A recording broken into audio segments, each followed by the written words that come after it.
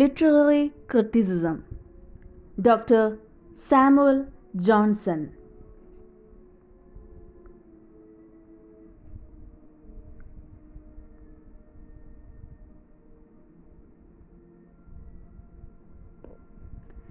Dr. Johnson is a versatile genius, and he was a poet, novelist, playwright, biographer, essayist, lexicographer, critic, and an editor.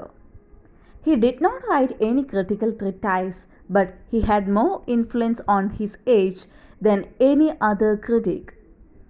His critical works consist of a dozen papers in the Rambler, his remarks on poetry in Rassel's The Preface to the Plays of Shakespeare, and The Lives of the Poets. Doctor Johnson എന്ന് പറയുന്ന വ്യക്തി ഒരു multi talented ആയിട്ടുള്ള ഒരു വ്യക്തിയാണ്.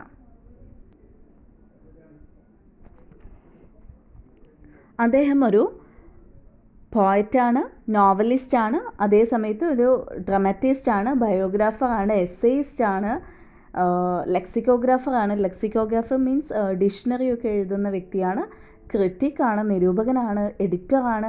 അങ്ങനെ ഒരുപാട് മേഖലയിൽ തൻ്റെ കഴിവ് തെളിയിച്ചിട്ടുള്ള വ്യക്തിയാണ് ഡോക്ടർ സാമുവൽ ജോൺസൺ. അദ്ദേഹം പ്രത്യേകമായിട്ട് ക്രിറ്റിസിസം അല്ലെങ്കിൽ ക്രിട്ടിക് നിരൂപണ രീതിയിൽ പുസ്തകങ്ങളൊന്നും തന്നെ എഴുതിയിട്ടില്ല. പക്ഷെ ആ ഒരു കാലഘട്ടത്തിൽ ഉണ്ടായിരുന്ന എല്ലാ ക്രിട്ടിക്സിനേക്കാളും പ്രാധാന്യം അദ്ദേഹത്തിനുണ്ടായിരുന്നു. അദ്ദേഹത്തിൻ്റെ ക്രിട്ടിക്കൽ വർക്കായിട്ടുള്ള അല്ലെങ്കിൽ ക്രിട്ടിക്കൽ ലിറ്ററേച്ചർ ഇൻക്ലൂഡ് ചെയ്യുന്നത് അല്ലെങ്കിൽ ഉൾക്കൊള്ളുന്നത് അദ്ദേഹം റാംബ്ലർ എന്ന് പറയുന്ന ഒരു ലേഖനമുണ്ട്. അതിലെഴുതിയിട്ടുള്ള ഒരു ഡസനോളം ലേഖനങ്ങളാണ് അദ്ദേഹം ഒരു ക്രിട്ടിക്കായിട്ട് അറിയപ്പെടാനുള്ള കാരണമെന്നാണ് പറയുന്നത്. ഒരു ഡസൻ ലേഖനങ്ങളും അതുപോലെ തന്നെ കവിതയെ പറ്റിയിട്ടുള്ള തൻ്റെ പുസ്തകമായിട്ടുള്ള റാസൽസ് എന്ന് പറയുന്നൊരു പുസ്തകമുണ്ട്. കവിതയെക്കുറിച്ച് അദ്ദേഹം എഴുതിയിട്ടുള്ളതാണ്, പോയട്രീനെ കുറിച്ച് എഴുതിയിട്ടുള്ളത്. ആ റാസൽസിലൂടെയൊക്കെയാണ് ആളുകൾ അറിയുന്നത് അദ്ദേഹം വലിയൊരു ക്രിട്ടിക്കായിരുന്നു എന്നുള്ള രീതിയിൽ.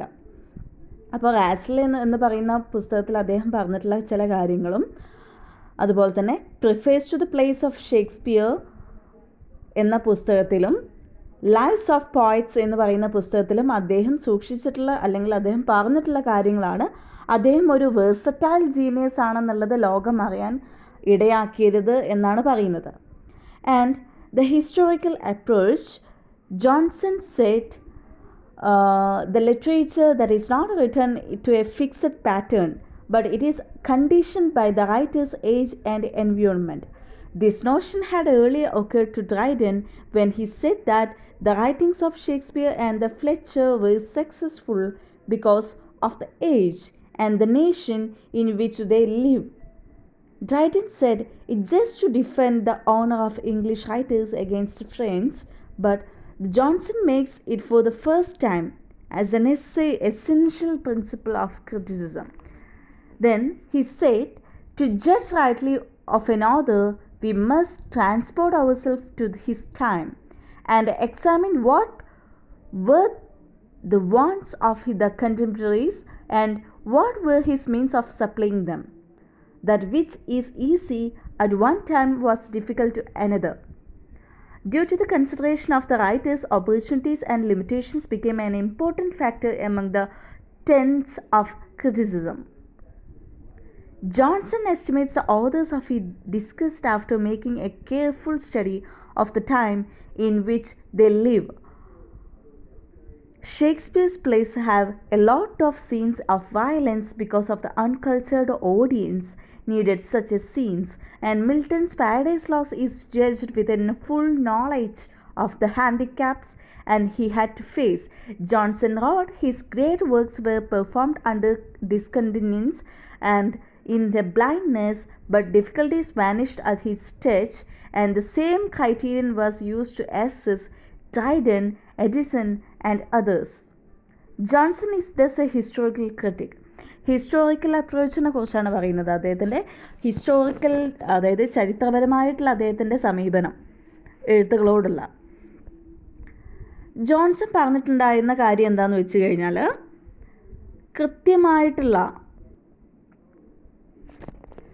ജോൺസൺ പറഞ്ഞത് എന്താണെന്ന് വെച്ച് കഴിഞ്ഞാൽ ഒരു കൃത്യമായിട്ടുള്ള ഒരു മോഡലിലല്ല ലിറ്ററേച്ചർ എഴുതപ്പെടുന്നത് എന്നുള്ളത്, സാഹിത്യം എഴുതപ്പെടുന്നത് എന്ന്. സാഹിത്യം എന്ന് പറയുന്നത് അത് എഴുതപ്പെടുന്ന ആ ഒരു കാലഘട്ടത്തെയും അതുപോലെ അന്നത്തെ ആ ഒരു ചുറ്റുപാടിനെയും ആശ്രയിച്ചായിരിക്കുന്ന. കാരണം ഷേക്സ്പിയറൊക്കെ കഥ എഴുതിയിട്ടുണ്ടാവുക ആ ഒരു കാലഘട്ടത്തിൽ സംഭവിക്കുന്ന അല്ലെങ്കിൽ ആ ഒരു കാലഘട്ടത്തിൻ്റെ കണ്ടൻറ്റുകൾ വരുന്ന രീതിയിലായിരിക്കും. ഇന്നിപ്പം ആളുകൾ കഥയും കവിതയൊക്കെ എഴുതുമ്പം ഇന്നത്തെ ആ ഒരു പ്രസൻറ്റ് കണ്ടീഷൻ്റെ ഒരു തീം എവിടെയെങ്കിലും വന്നിട്ടുണ്ടായിരിക്കും. അതുപോലെയാണ് ജോൺസൺ പറഞ്ഞിട്ടുള്ളത്. കൃത്യമായിട്ടുള്ളൊരു പാറ്റേണിൽ ഒരു മോഡലിലല്ല ലിറ്ററേച്ചർ എഴുതപ്പെട്ടിട്ടുള്ളത്. ലിറ്ററേച്ചർ എന്ന് പറയുന്നത്, സാഹിത്യം എന്ന് പറയുന്നത് അത് എഴുതപ്പെടുന്ന കാലഘട്ടത്തെയും അതുപോലെ തന്നെ അന്നത്തെ ചുറ്റുപാടിനെയും ആശ്രയിച്ചായിരിക്കുമെന്നാണ്. ഈ ഒരു ആശയം തന്നെയായിരുന്നു മുമ്പ് ഡ്രൈഡൻ്റെയും എന്ന് പറയുന്നത്. ഡ്രൈഡനും ഇതേ ആശയം തന്നെയായിരുന്നു ഫോളോ ചെയ്തിട്ടുണ്ടായിരുന്നത്. അതുകൊണ്ടാണ് അദ്ദേഹം പറഞ്ഞത് ഷേക്സ്പിയറിൻ്റെയും അതുപോലെ തന്നെ ഫ്ലെച്ചറിൻ്റെയും വിജയം എന്ന് പറയുന്നത് അവർ എഴുതിയിട്ടുള്ള ആ ഒരു കാലഘട്ടത്തിൻ്റെയും അതുപോലെ തന്നെ അവരുടെ രാജ്യത്തിൻ്റെ കൂടെ വിജയമാണെന്ന് പറയുന്നുണ്ട്. ഡ്രൈഡൻ അന്ന് അത് പറഞ്ഞിട്ടുണ്ടായിരുന്നത് തൻ്റെ നാട്ടുകാരനായിട്ടുള്ള ഇംഗ്ലീഷ് എഴുത്തുകാരെ ഫ്രഞ്ച് എഴുത്തുകാർക്കെതിരായിട്ട് പ്രതിരോധിക്കാൻ വേണ്ടിയിട്ടായിരുന്നു. അവരെ against and the honours of English writers against the French, അവരെ ഡിഫെൻഡ് ചെയ്യാൻ വേണ്ടിയിട്ടായിരുന്നു അന്നത് പറഞ്ഞിട്ടുണ്ടായിരുന്നത്.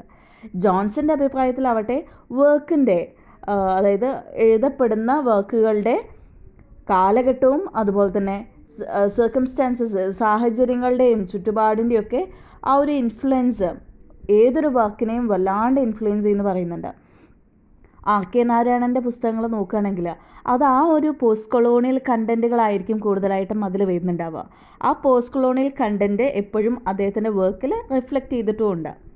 സൽമാൻ റുഷ്ദിയുടെ വർക്ക് നോക്കുകയാണെങ്കിൽ എന്തിനാ കൈറ്റ് റണ്ണർ, നമ്മളുടെ ഖാലിദ് ഹുസൈനിയുടെ കൈറ്റ് റണ്ണർ എന്ന് പറയുന്ന പുസ്തകം, അദ്ദേഹം അഫ്ഗാനിസ്ഥാനിലാണ് ജനിച്ചിട്ടുണ്ടായിരുന്നത്, ഖാലിദ് ഹുസൈനി. അപ്പോൾ ആ സമയത്ത് താലിബാൻ ഇഷ്യൂസൊക്കെ അവിടെ ഇങ്ങനെ പൊന്തി വരുന്ന ഒരു സമയമായിരുന്നു അത് ആദ്യമായിട്ട്. അപ്പം താലിബാൻ്റെ ആ ഒരു ആക്രമണമൊക്കെ നടക്കുന്ന ആ ഒരു സമയത്ത് ഖാലിദ് ഹുസൈനി ചെറുപ്പത്തിൽ എഴുതിയിട്ടുണ്ടായിരുന്ന ആ ഒരു മെമ്മറീസൊക്കെ റീകോൾ ചെയ്ത് എഴുതിയിട്ടുള്ള വർക്കാണ് കൈറ്റ് റണ്ണർ എന്ന് പറയുന്നത്. ആ പുസ്തകം വായിച്ചാൽ നമുക്ക് മനസ്സിലാക്കാൻ പറ്റും ഒരു കാലത്ത് അഫ്ഗാനിസ്ഥാൻ എന്ന് പറയുന്ന രാജ്യം എത്രത്തോളം വളരെ റിച്ചായിട്ടുള്ള അല്ലെങ്കിൽ വളരെ നല്ല സമൃദ്ധിയോട് ജീവിച്ചിരുന്ന, സന്തോഷത്തോട് ജീവിച്ചിരുന്ന ഒരു ജനതയായിരുന്നു അവിടെ ഉണ്ടായിരുന്നത് എന്നുള്ളത് നമുക്ക് കൈറ്റ് റണ്ണർ എന്ന് പറയുന്ന പുസ്തകത്തിലൂടെ നമുക്ക് മനസ്സിലാക്കാൻ സാധിക്കും. എന്നാൽ അതേ പുസ്തകത്തിലൂടെ തന്നെ അതിൽ എക്സ്പ്ലെയിൻ ചെയ്യുന്നുണ്ട് ഇവർ ഈ ടെററിസം വന്നതിന് ശേഷം താലിബാൻ്റെ കണ്ടീഷൻ എന്തായിരുന്നു എന്നുള്ളത്. അപ്പോൾ ഏതൊരു പുസ്തകവും ആ ഒരു പുസ്തകം എന്ന് പറയുന്നത് രചിക്കപ്പെടുന്ന ഒരു പുസ്തകം അതിൻ്റെ ചുറ്റുപാടും ആ ഒരു കാലഘട്ടത്തെയൊക്കെയാണ് റെപ്രസെൻ്റ് ചെയ്യുന്നത്. അതാണ് ഇവിടെ ജോൺസൺ പറഞ്ഞിട്ടുണ്ടായിരുന്നത്. ക്രിറ്റിസിസത്തിൻ്റെ നിരൂപണത്തിൻ്റെ ആദ്യത്തെ ഒരു പടിയായിട്ട് ജോൺസൺ ഈ ഒരു കാര്യത്തെയാണ് പറയുന്നുണ്ടായിരുന്നത്. അതായത് ഏതൊരു വർക്കും ക്രിയേറ്റ് ചെയ്യുന്നത് അല്ലെങ്കിൽ ഏതൊരു വർക്കും ഉൾത്തിരിഞ്ഞു വരുന്നത് അത് ആ ഒരു ചുറ്റുപാടിൻ്റെയും ആ ഒരു രാജ്യത്തിൻ്റെ കണ്ടീഷൻസിൻ്റെയും സർക്കംസ്റ്റാൻസസിൻ്റെയും ഒക്കെ ഫലമായിട്ടായിരിക്കും, അല്ലെങ്കിൽ അതിൻ്റെയൊക്കെ ഇൻഫ്ലുവൻസ് ഏതൊരു വർക്കിലും ഉണ്ടായിരിക്കും എന്നാണ് അദ്ദേഹം ആദ്യമായിട്ട് തന്നെ പറഞ്ഞിട്ടുണ്ടായിരുന്നൊരു കാര്യം. അതാണ് അദ്ദേഹത്തിൻ്റെ ക്രിറ്റിസിസത്തിൻ്റെ ആദ്യത്തെ പോയിൻ്റായിട്ട് അദ്ദേഹം പറഞ്ഞിട്ടുണ്ടായിരുന്നത്, വാദിച്ചിട്ടുണ്ടായിരുന്നൊരു പോയിൻ്റ് എന്ന് പറയുന്നത് അതാണ്.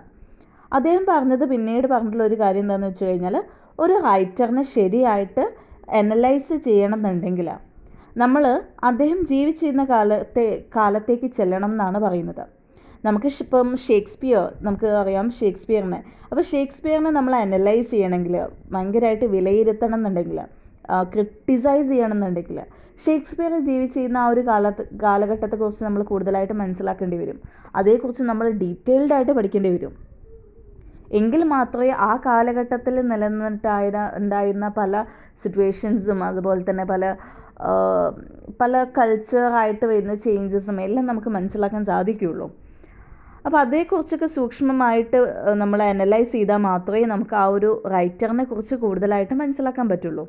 അന്ന് ജീവിച്ചിരുന്ന ആളുകളുടെ ആഗ്രഹങ്ങൾ എന്തായിരുന്നു, ഒരു എഴുത്തുകാരന് അവരുടെ അക്കംപ്ലിഷ്മെൻ്റ് എന്തൊക്കെയായിരുന്നു എന്നതിനെക്കുറിച്ചൊക്കെ നമ്മൾ പരിശോധിക്കേണ്ടതായിട്ടുണ്ട് നമ്മളൊരു വ്യക്തിയെക്കുറിച്ച് കൂടുതലായിട്ട് അനലൈസ് ചെയ്യുന്ന സമയത്ത്.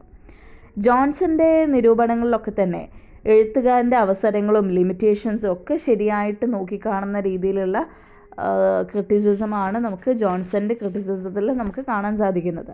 ജോൺസൺ ഓരോ എഴുത്തുകാരനെ പറ്റിയും അഭിപ്രായം പറഞ്ഞിട്ടുണ്ടായിരുന്നത് അയാൾ ജീവിച്ചിരിക്കുന്ന ഒരു കാലഘട്ടത്തെയും അതുപോലെ തന്നെ അയാളുടെ ചുറ്റുപാടുകളെയൊക്കെ പറ്റി വളരെ ഡീറ്റെയിൽഡായിട്ട് പഠിച്ചതിന് ശേഷമായിരുന്നു എന്നുള്ള രീതിയിലാണ്. ഷേക്സ്പിയറിൻ്റെ നാടകങ്ങളിൽ ഭയങ്കരമായിട്ട് ഫൈറ്റ് ചെയ്യുന്ന രീതിയിലല്ല, ഇത് ആക്രമിക്കുന്ന രീതിയിലുള്ള ഒരുപാട് സീനുകൾ നമുക്ക് കാണാൻ സാധിക്കും. അതിന് കാരണം എന്താണെന്ന് വെച്ച് കഴിഞ്ഞാൽ അന്നത്തെ ആ ഒരു കാലഘട്ടത്തിൽ ജീവിച്ചിരിപ്പുണ്ടായിരുന്ന ഓഡിയൻസിന്, കാണികൾക്ക് അത്തരം സീനുകൾ ആവശ്യമായിരുന്നു. കാരണം ആ ഒരു കാലഘട്ടത്തിൽ ഉണ്ടായിരുന്ന ആളുകൾ ഇങ്ങനെ ഫൈറ്റും ഒക്കെ കണ്ടുകൊണ്ട് ജീവിക്കുന്ന ആളുകളായിരുന്നു. അപ്പോൾ അങ്ങനെയുള്ള ആളുകളെ സംബന്ധിച്ച് ഇത്തരത്തിലുള്ള ഫൈറ്റ് സീനുകൾ നമ്മൾ ഹാംലെറ്റ് നോക്കുകയാണെങ്കിലും ഹിസ്റ്റോറിക്കൽ വർക്ക്, ഷേക്സ്പിയറിൻ്റെ ഹിസ്റ്റോറിക്കൽ വർക്ക്സ്, മാക്ബത്ത് ഒക്കെ നോക്കുകയാണെങ്കിലും അതിലൊരുപാട് ഫൈറ്റ് സീനൊക്കെ ഉണ്ട്. ഒരുപാട് അങ്ങോട്ടും ഇങ്ങോട്ടും ഫൈറ്റ് നടക്കുകയും യുദ്ധം നടക്കുകയും അതുപോലെ അങ്ങോട്ടും ഇങ്ങോട്ടും കൊല ചെയ്യുന്നൊക്കെ ഓരോ സീനുകളുണ്ട് അതിൽ. അപ്പോൾ അന്നത്തെ ഓഡിയൻസിന് അത്തരം സീനുകൾ ആവശ്യമായിരുന്നു എന്നാണ് പറയുന്നത്. അതുപോലെ തന്നെ ജോൺ മിൽട്ടൻ്റെ പാരഡൈസ് ലോസ്റ്റ് എന്ന് പറയുന്ന കവിത ക്രിറ്റിസിസം ചെയ്ത സമയത്ത്, നിരൂപണം ചെയ്ത സമയത്ത് അദ്ദേഹത്തിൻ്റെ ലിമിറ്റേഷൻസ് ഓർത്തുകൊണ്ടായിരുന്നു ജോൺസൺ അതിനെ ക്രിട്ടിസൈസ് ചെയ്തിട്ടുണ്ടായിരുന്നത്. ജോൺസൺ എഴുതിയിട്ടുണ്ടായിരുന്ന കാര്യം എന്താണെന്ന് വെച്ച് കഴിഞ്ഞാൽ അദ്ദേഹത്തിൻ്റെ ഒരു ഇമ്പോർട്ടൻ്റ് ആയിട്ടുള്ള വർക്ക് എഴുതിയിട്ടുള്ളത് അദ്ദേഹത്തിനെതിരെ ഒരുപാട് ഓപ്പോസിറ്റായിട്ടുള്ള അഭിപ്രായങ്ങൾ ഉയർന്ന സമയത്ത് കൂടി അദ്ദേഹത്തിൻ്റെ കാഴ്ച പൂർണ്ണമായും നഷ്ടപ്പെട്ടതിന് ശേഷവുമാണ്, എന്നാൽ ഈ എല്ലാ പ്രയാസങ്ങളൊക്കെ നേരിട്ടതിന് ശേഷമാണ് അദ്ദേഹം ഇത്തരത്തിലുള്ള ഒരു കവിത എഴുതിയത് എന്നുള്ള രീതിയിലാണ് ജോൺസൺ എഴുതിയിട്ടുണ്ടായിരുന്നത്. ജോൺ മിൽട്ടന് കാഴ്ചശക്തി ഉണ്ടായിരുന്നില്ല. ആ ഒരു സമയത്താണ് അദ്ദേഹം പാരഡൈസ് ലോസ്റ്റ് എന്ന് പറയുന്ന ഈ ഒരു കവിത എഴുതിയിട്ടുണ്ടായിരുന്നത്. അപ്പോൾ ആ കാഴ്ച പൂർണ്ണമായിട്ടും നഷ്ടപ്പെട്ടിട്ട് പോലും, ഈ എല്ലാ പ്രയാസങ്ങളും നേരിട്ടിട്ട് പോലും അദ്ദേഹത്തിൻ്റെ ഒരു മാന്ത്രിക സ്പർശം കൊണ്ട് ഒരു കവിത ഉരുത്തിരിഞ്ഞുവെന്നു എന്നൊക്കെയാണ് അദ്ദേഹം പറയുന്നത്. മിൽട്ടൺ തൻ്റെ എഴുത്തിലൂടെ തൻ്റെ എല്ലാ പ്രയാസങ്ങളെയും ബുദ്ധിമുട്ടുകളെയൊക്കെ വാനിഷ് ചെയ്യുന്നു എന്നാണ് സാമുവൽ ജോൺസൺ പറഞ്ഞിട്ടുണ്ടായിരുന്നത്. അതായത് അദ്ദേഹം നമ്മളുടെ ജോൺ മിൽട്ടൻ്റെ പാരഡൈസ് ലോസ്റ്റ് എന്ന് പറയുന്ന കവിത ക്രിറ്റിസിസം ചെയ്ത സമയത്ത്, നിരൂപണം ചെയ്ത സമയത്ത് പറഞ്ഞിട്ടുണ്ടായിരുന്ന കാര്യമായിരുന്നു അത്. ദെൻ ഓൺ ഹിസ് പോയട്രിയെക്കുറിച്ച് നമ്മളുടെ ഡോക്ടർ സാമുവൽ ജോൺസൺ പറഞ്ഞിട്ടുള്ള കാര്യങ്ങളാണ് പിന്നീട് പറയുന്നത്. His most important observation on poetry can be found in just one sentence in his book life of Milton. He says poetry is the art of uniting pleasure with truth by calling imagination to the help of a reason. The definition contains the nature of the poetic art and also its function. Its nature is it imitates the truth and life, and its function is to give the pleasure. The imitation of the truth is guided by reason, although there is no clear indication of the moral purpose of poetry. Johnson believes that in poetry it has a higher place than its capacity to please. In the preface to Shakespeare, Johnson said, "The end of writing is to instruct poetry, which is an imitation of life, not merely the particular with which it deals, but through it deals with the universal." Life of Milton എന്ന് പറയുന്ന ഒരു പുസ്തകത്തിൽ Samuel Johnson എഴുതിയിട്ട ഒരു വാചകത്തിൽ നിന്നും അദ്ദേഹത്തിൻ്റെ കവിതയെ പറ്റിയിട്ടുള്ള അനാലിസിസ് അല്ലെങ്കിൽ നിരീക്ഷണങ്ങളൊക്കെ നമുക്ക് കാണാൻ സാധിക്കും. അദ്ദേഹം പറഞ്ഞിട്ടുള്ള കാര്യം എന്താണെന്ന് വെച്ച് കഴിഞ്ഞാൽ, he says the poetry is a art of uniting pleasure with truth by calling imagination to help of a reason. കവിത എന്ന് പറയുന്നത്, പോയട്രി എന്ന് പറയുന്നത് at the same time pleasurable ആയിട്ടുള്ളതും, അതായത് സന്തോഷം നിറഞ്ഞതും സത്യവും ഒരുമിച്ച് പകർന്നു തരുന്ന ഒരു ആർട്ടാണെന്നാണ് അതിൽ പറയുന്നത്. അതിൽ ബുദ്ധിയെ സഹായിക്കാൻ വേണ്ടിയിട്ട് ഇമാജിനേഷനെയും കൂട്ടുപിടിക്കുന്നു. ഇതാണ് അതിൽ ജോൺസൺ പറഞ്ഞിട്ടുണ്ടായിരുന്നത്. ലൈഫ് ഓഫ് മിൽട്ടൺ എന്ന് പറയുന്ന പുസ്തകത്തിൽ സാമുവൽ ജോൺസൺ എഴുതിയിട്ട ഒരു വാചകമാണ്. കവിത എന്ന് പറയുന്നത്, പോയട്രി എന്ന് പറയുന്നത് ഒരേ സമയം സന്തോഷവും സത്യവും ഒരുമിച്ച് പകർന്നു തരുന്ന ഒന്നാണെന്നും അതിൽ ബുദ്ധിയെ സഹായിക്കാൻ വേണ്ടിയിട്ട് ഇമാജിനേഷനും കൂടെ ഉണ്ട് എന്നുള്ള രീതിയിലാണ് സാമുവൽ ജോൺസൺ പറഞ്ഞിട്ടുള്ളത്.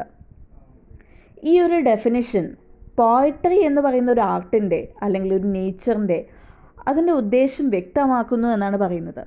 അതിൻ്റെ ഒരു നേച്ചർ അത് സത്യത്തെയും ജീവിതത്തെയും ഒക്കെ ഇമിറ്റേറ്റ് ചെയ്യുന്നുണ്ട്. അതിൻ്റെ ഉദ്ദേശം ആൾക്കാർക്ക് എൻ്റർടൈൻമെൻറ്റ് ചെയ്യുക അല്ലെങ്കിൽ സന്തോഷം പകർന്നു നൽകുക എന്നുള്ള രീതിയിലാണ്. അതുപോലെ തന്നെ സത്യത്തിൻ്റെ ഇമിറ്റേഷനും ബുദ്ധിയെയാണ് കൺട്രോൾ ചെയ്യുന്നത്. സത്യത്തിൻ്റെ ഇമിറ്റേഷൻ, ട്രൂത്തിൻ്റെ ഇമിറ്റേഷനും നമ്മളുടെ ഇൻ്റലിജൻസിനെ കൺട്രോൾ ചെയ്യുന്നു എന്നാണ് പറയുന്നത്. പോയട്രിയുടെ ക്രിയേറ്റീവ്നെസ്സിൻ്റെ അല്ലെങ്കിൽ പോയട്രിയുടെ ക്രിയേറ്റീവ്നെസ് അതിൻ്റെ ലക്ഷ്യങ്ങളെപ്പറ്റി ഒക്കെ സാമുവൽ ജോൺസൺ വ്യക്തമായൊന്നും അതിൽ പറയുന്നില്ല എന്നുണ്ടെങ്കിലും പ്ലെഷറബിളായിട്ടുള്ള ആനന്ദം പകരുന്ന രീതിയിലുള്ള അതിലും പകരുന്നതിലും ഉപരിയായിട്ട് അതിനൊരു സ്ഥാനമുണ്ട് എന്നുള്ള രീതിയിലാണ് അദ്ദേഹം വിശ്വസിച്ചിട്ടുണ്ടായിരുന്നത്. അദ്ദേഹത്തിൻ്റെ പ്രിഫേസ് ടു ഷേക്സ്പിയർ എന്ന് പറയുന്ന പുസ്തകത്തിൽ അദ്ദേഹം എഴുതിയിട്ടുണ്ടായിരുന്നു, എഴുത്തിൻ്റെ ഉദ്ദേശമെന്ന് പറയുന്നത് തന്നെ പഠിപ്പിക്കലാണ് എന്നുള്ള രീതിയിൽ. കവിത ജീവിതത്തിൻ്റെ ഇമിറ്റേഷനാണെന്ന് പറയുന്നുണ്ട്. ഈ ഒരു ഇമിറ്റേഷൻ ഒരു പ്രത്യേക വസ്തു ആയിരിക്കുന്ന സമയത്ത് പോലും അതിൻ്റെ കംപ്ലീറ്റ് ആയിട്ടുള്ള which is an imitation of life, not merely the particular with which it deals but through it, and it deals with the universal. അത് യൂണിവേഴ്സൽ ആയിട്ടുള്ളൊരു കാര്യത്തെയാണ് സൂചിപ്പിക്കുന്നത് എന്നാണ് പറയുന്നത്. ദെൻ അദ്ദേഹം കവിതയെക്കുറിച്ചുള്ള അദ്ദേഹത്തിൻ്റെ മറ്റു കാര്യങ്ങളെ പറ്റിയും ജോൺസൺ പിന്നീട് അതിൽ മെൻഷൻ ചെയ്യുന്നുണ്ട്. അതിൽ വേഴ്സിഫിക്കേഷൻ, പദ്യം എഴുതുന്നതും അതുപോലെ തന്നെ ഡിക്ഷൻ, പദ്യഭാഷയെക്കുറിച്ചും സിമിലീസിനെ കുറിച്ചും ഉപമയെക്കുറിച്ചും ഒക്കെ അതിൽ പറയുന്നുണ്ട്. അദ്ദേഹത്തിൻ്റെ അഭിപ്രായത്തിൽ എല്ലാ വേഴ്സിഫിക്കേഷനേക്കാളും ഏറ്റവും മികച്ചത് എപ്പിക്കാണെന്നാണ് സാമുവൽ ജോൺസൺ പറയുന്നത്. എപ്പിക് എന്ന് പറയുന്നത് വളരെയധികം എന്താ പറയുക, the epic is superior to all the other forms of verses because epic teaches the different shades of virtue and vice by relating to the great events. എപ്പിക്കിനാണ് കൂടുതലായിട്ട് ഒരു സുപ്പീരിയർ ആയിട്ട് നിൽക്കുന്നത്. അതുമാത്രമല്ല, അത് നന്മയുടെയും അതുപോലെ തന്നെ തിന്മേൻ്റെയൊക്കെ എല്ലാ വശങ്ങളെക്കുറിച്ചും അതുപോലെ തന്നെ മഹത്തായ സംഭവങ്ങളെയൊക്കെ വിവരിച്ചുകൊണ്ട് വ്യക്തമാക്കി തരുന്ന ഒന്നാണ് എപ്പിക് എന്നാണ് ജോൺസൺ പറയുന്നത്. ജോൺസന് and he was not much impressed by the pastoral and the Pindaric. Pastoral ഓഡിനോടൊന്നും വലിയ താല്പര്യമൊന്നും ഉണ്ടായിരുന്നില്ല. അതായത് ഗ്രാമീണ കവിതകളോടൊന്നും ജോൺസന് വലിയ താല്പര്യം ഉണ്ടായിരുന്നില്ല. മിൽട്ടൻ്റെ ലിസിഡസ് എന്ന് പറയുന്ന കവിതയോട് ജോൺസൺ ഒട്ടും തന്നെ ഒരു താല്പര്യം ഉണ്ടായിരുന്നില്ല. And he fell that in the pastorals fictitious images and sentiments were shown, and they had also allegorical statement which is difficult to understand. കാരണം അതും ഒരു ലിസിഡസ് എന്ന് പറയുന്ന മിൽട്ടൻ്റെ ലിസിഡസ് എന്ന് പറയുന്ന കവിതയും ഒരു ഗ്രാമീണ തരത്തിലുള്ള ഒരു കവിതയാണ്, നാടൻ കവിതയാണ്. അപ്പോൾ അതുകൊണ്ട് തന്നെ മിൽട്ടൻ്റെ ലിസിഡസ് എന്ന് പറയുന്ന കവിതയോടൊന്നും വലിയ താല്പര്യമൊന്നും ഉണ്ടായിരുന്നില്ല. ജോൺസൻ്റെ അഭിപ്രായം അത്തരം കവിതകളിലൊന്നും ഇമാജിനേറ്റീവ് ആയിട്ടുള്ള ക്യാരക്ടേഴ്സോ ഇമോഷൻസിൻ്റെ ഒന്നും ഒരു ഓവർഫ്ലോ ഉണ്ടായിരുന്നില്ല എന്നാണ് പറയുന്നത്. എളുപ്പം മനസ്സിലാകാത്ത രീതിയിലുള്ള ഇമേജസും അതുപോലെ തന്നെ സിമ്പിൾസൊക്കെ ഇത്തരത്തിലുള്ള കവിതകൾ ഒരുപാട് ഉപയോഗിച്ചിട്ടുണ്ടായിരുന്നു എന്നാണ് സാമുവൽ ജോൺസൺ പറയുന്നത്. അതുപോലെ തന്നെ കവിതയിൽ അല്ലെങ്കിൽ ലിറ്ററേച്ചറിൽ റൈം സ്കീമിനെ കുറിച്ച് അദ്ദേഹം പറഞ്ഞു. Johnson considered rhyme as a essential to English verse. പ്രാസം എന്ന് പറയുന്നത് വളരെ ഇമ്പോർട്ടൻ്റ് ആണ് എന്ന് അദ്ദേഹം പറയുന്നുണ്ട്. And he preferred the heroic couplet to all the other stanza forms and he thought it satisfied the reader or hear in a better way. And he wanted to each line of the verse to stand alone as much as possible and to rhyme with the next, and he calls it the music of an English heroic line. Rhyme എന്ന് പറയുന്നത് English കവിതയിൽ വളരെ important ആയിട്ടുള്ള ഒന്നാണെന്നാണ് Johnson പറയുന്നത്. മറ്റെല്ലാ stanza രൂപങ്ങളെക്കാളും heroic couplet ആയിരുന്നു ജോൺസണിന് കൂടുതൽ താല്പര്യം ഉണ്ടായിരുന്നത്. റീഡേഴ്സിനെയും കേൾക്കുന്ന ആൾക്കാരെയും ഒക്കെ അത് കൂടുതലായിട്ട് എൻ്റർടൈൻ ചെയ്യും എന്നായിരുന്നു ജോൺസൻ്റെ അഭിപ്രായം. പോയട്രിയുടെ ഓരോ വരിയിലും അർത്ഥത്തിൽ കംപ്ലീറ്റ്നെസ് വേണമെന്നാണ് അദ്ദേഹത്തിൻ്റെ ഒരു പക്ഷം ഉണ്ടായിരുന്നത്. അദ്ദേഹത്തിൻ്റെ പക്ഷം അങ്ങനെയായിരുന്നു, ഓരോ വരിയിലും ഒരു അർത്ഥത്തിൻ്റെ ഒരു കംപ്ലീറ്റ്നെസ് ഉണ്ടായിരിക്കണം എന്നുള്ള രീതിയിൽ. രണ്ടാമത്തെ വരി ആദ്യത്തെ വരിയുമായിട്ട് റൈം യോജിപ്പുണ്ടായിരിക്കണം. അതായത് കേൾക്കുന്ന സമയത്ത് നല്ലൊരു സിങ്ക് ഉണ്ടാവണം എന്ന് അദ്ദേഹം ചിന്തിച്ചിട്ടുണ്ടായിരുന്നു. ഹീറോയിക് കപ്ലറ്റിനെ അദ്ദേഹം music of the English music line എന്നാണ് വിളിച്ചിട്ടുണ്ടായിരുന്നത്. അത് വൺ വേർഡ് ചോദിക്കാൻ സാധ്യതയുള്ളൊരു കാര്യമാണ്. സാമുവൽ ജോൺസൺ ഹീറോയിക് കപ്ലറ്റിനെ മെൻഷൻ ചെയ്തിട്ടുള്ളത് music of the English music line എന്നാണ്. Music of the English heroic line music of the English heroic line എന്ന പേരിലാണ് അദ്ദേഹം ഹീറോയിക് കപ്ലറ്റിനെ മെൻഷൻ ചെയ്തിട്ടുണ്ടായിരുന്നത്. അതുമാത്രമല്ല, and his demand for the regularity of harmony did not want to verse and disturbed by enchantment. ഇത്തരം യോജിപ്പിന് എൻചാപ്മെൻ്റ് ഒരു തടസ്സമാണ് എന്നാണ് അദ്ദേഹം പറയുന്നത്. എൻചാപ്മെൻ്റ് എന്ന് വെച്ച് കഴിഞ്ഞാൽ ഒരു പദ്യത്തിൻ്റെ, അതായത് ഒരു വരിയുടെ അർത്ഥം അടുത്ത വരിയിലേക്ക് കൂടി കടന്നു വരുന്ന രീതിയിലുള്ള, നമ്മൾ കഴിഞ്ഞ സെമസ്റ്ററിൽ പഠിച്ചിട്ടുണ്ടായിരുന്നു, അതായത് ഇൻട്രൊഡ്യൂസിങ് ലിറ്ററേച്ചർ എന്ന് പറയുന്ന പേപ്പറിൽ എൻചാപ്മെൻറ്റ്, ഒരു വരിയുടെ അർത്ഥം അടുത്ത വരിയിലൂടെ മെൻഷൻ ചെയ്യുന്ന രീതിയിൽ വരുന്ന വരികളെയാണ്, അതായത് ഒരു വരിയിലെ അർത്ഥം അടുത്ത വരിയിലേക്ക് കൂടി നീളുന്ന രീതിയിലുള്ള സെൻറ്റൻസുകളെ അല്ലെങ്കിൽ ലൈൻസിനെയാണ് നമ്മൾ എൻചാപ്മെൻറ്റ് എന്ന് പറയുന്നത്. ENJAMBMENT എൻചാപ്മെൻറ്റ്. അതുകൊണ്ട് തന്നെ ഗദ്യരൂപത്തിലുള്ള കവിതകളൊന്നും അദ്ദേഹത്തിന് ഇഷ്ടമായിരുന്നില്ല. കണ്ണിൽ മാത്രമാണ് അത് കവിതയാകുന്നത് എന്നായിരുന്നു ജോൺസൻ്റെ ആ ഒരു പക്ഷം, അതായത് ജോൺസൻ്റെ ആ ഒരു ന്യായീകരണം ആ രീതിയിലായിരുന്നു. അദ്ദേഹത്തിൻ്റെ അഭിപ്രായത്തിൽ പല വാക്കുകളും കവിതയ്ക്ക് അത്ര സ്യൂട്ടായിരുന്നില്ല.